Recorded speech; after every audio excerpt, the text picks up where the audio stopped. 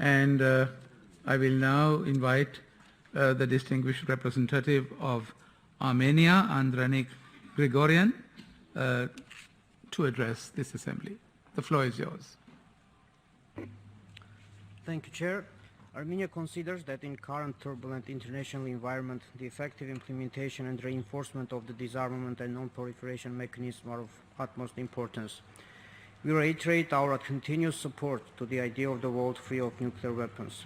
The Treaty on the Non-Proliferation of Nuclear Weapons remains a cornerstone of the international security architecture, a landmark international document which is designed to prevent the spread of nuclear weapons and its technology, to promote cooperation in the peaceful uses of nuclear energy, and to further the goal of achieving general and complete disarmament. Armenia reiterates its firm support for the full, complete and effective implementation of the NPT and call upon the states that have not yet done so to join the NPT as non-nuclear weapon states. We regret that the 10th Review Conference of NPT was not able to reach a consensus on its final document. However, we look forward to the beginning of the new review cycle and relevant discussions towards achieving tangible progress on all three pillars of the treaty, including on Article 6, which will reinforce the international security architecture. The dialogue between nuclear weapon states traditionally played an important role in achieving progress with regard to nuclear arms control. We welcome the extension of the New START Treaty as well as the commitment of the nuclear weapon states to the prevention of nuclear war and avoiding arms races, and reaffirmation that the nuclear war cannot be won and must never be fought. We urge also to pursue joint efforts in the areas of nuclear disarmament verification, transparency and confidence-building measures. Armenia considers the Comprehensive Test Ban Treaty to be an indispensable pillar and tool for the global nuclear non-proliferation regime and disarmament. We therefore support all the efforts aimed at promoting the entry into force of the treaty, and we would like to assure of Armenia's readiness to bring its contribution towards achieving this goal. The verification and monitoring system of the CTBTO is an important asset and efficient non-proliferation instrument.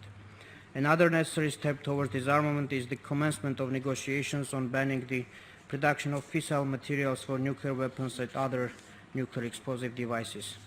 Nuclear weapon-free zones are an important regional approach to strengthening global nuclear non-proliferation and disarmament norms and consolidating international efforts towards peace and security. Armenia reaffirms its full support for the establishment of a zone free of nuclear and all other weapons of mass destruction and their delivery systems in the Middle East, agreed at the 1995 NPT Review Conference.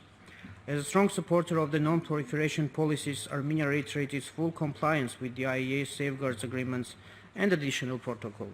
The development of effective cooperation established with the IAEA has been highlighted during the recent visit of the Director General Mariano Grossi to Armenia.